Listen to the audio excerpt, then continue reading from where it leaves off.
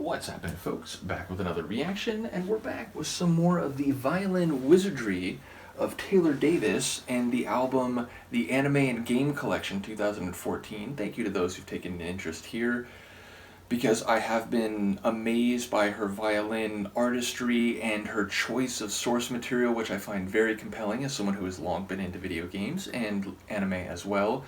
And of course, I've been enjoying Taylor's music and playing in conjunction with that of Lindsey Stirling, but I do have more albums of Taylor's to go through. In any case, we're going to listen to the Halo 2 theme.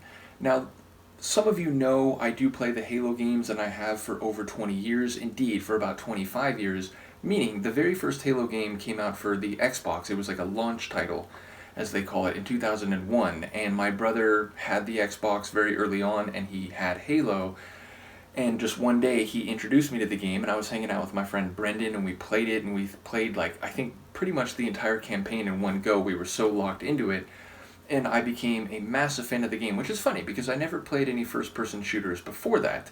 But yes, I became a huge fan of the game, ended up playing with a lot of my other friends, played a little bit of it online, which was before the Xbox Live days. It was Xbox Connect.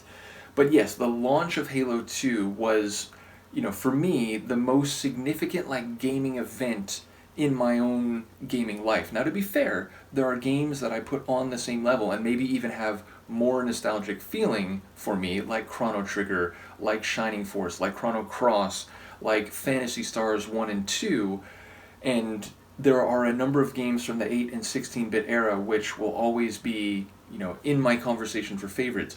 But Halo 2, in the modern era, meaning post-2000, is maybe the most significant game in my entire gaming history. And it brought me a number of friends, most notably my friend Chris up in Alaska.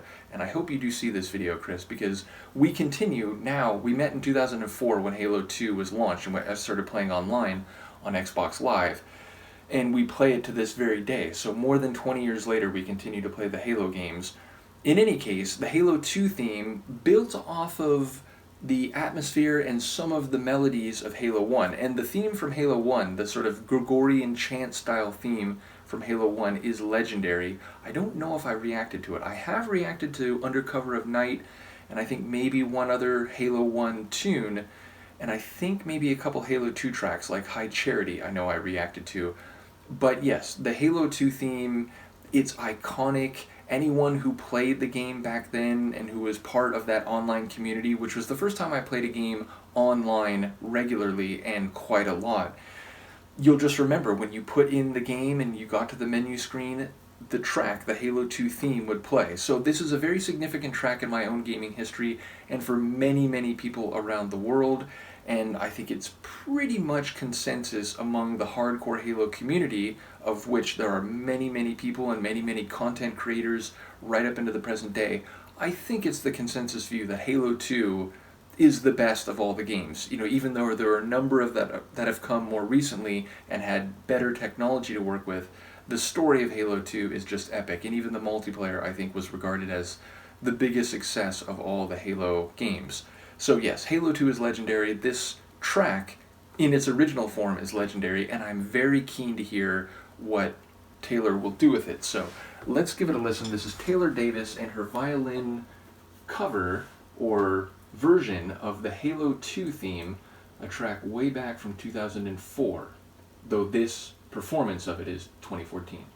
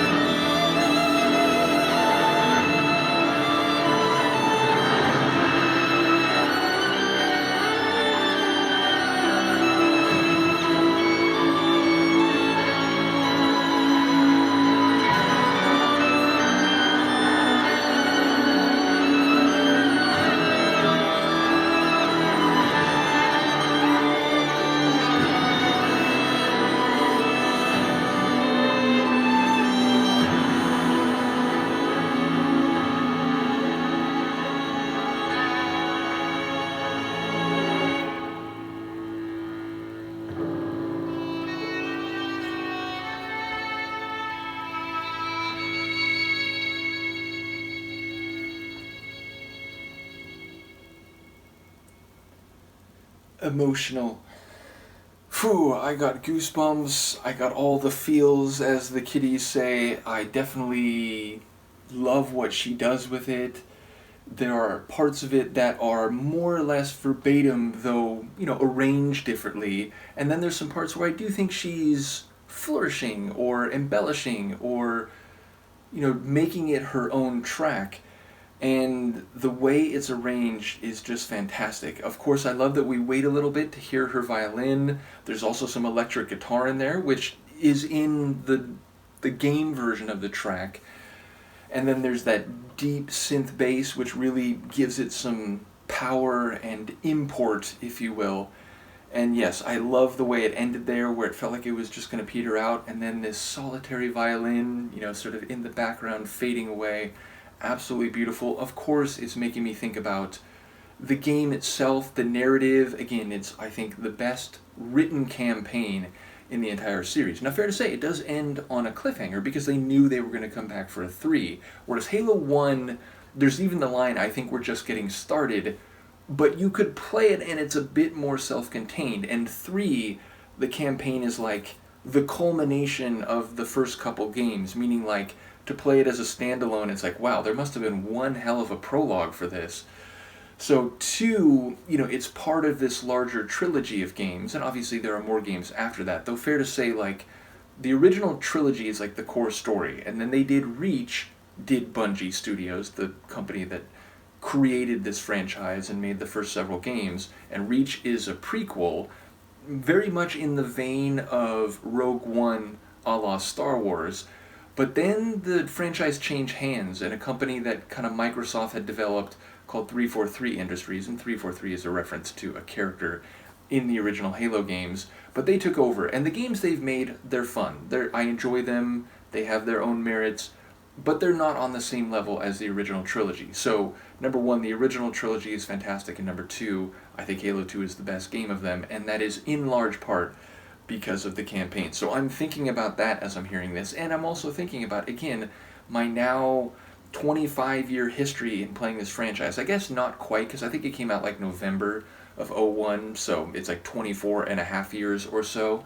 But I have been playing the franchise for a very long time, and as I said, the launch of Halo 2 in 2004 was like this massive event. It's the only time I've ever gone to like a midnight event at a game store because they released the game at midnight on the early morning of the day that it was set to be released, and I went home and I played it, for like 4 or 5 hours or so, like deep into the morning. So that whole experience, I'm thinking about all these things as I hear this. So shout out again to Taylor Davis for her incredible violin virtuosity, shout out to her for her arrangement, shout out to her for her source material, and shout out to the people who made the Halo games that made such a big impact on me. Because again, the genre of the first-person shooter, like there was, Wolfenstein 3D, I played that a little bit. There was also the Bond game, like GoldenEye game. A lot of my friends played that. I watched it being played at parties when I was in high school, but I never really played it myself. So it was only because of the compelling sci-fi atmosphere and storytelling of the first Halo that I got really locked into the franchise, and the rest, as they say, is history. So thank you also to Chris, and I will see you for the next Halo session, sir, and to all those who know this game and who appreciate what Taylor just did with it. Let me know what that is or what you think, and I will see you next time. Peace.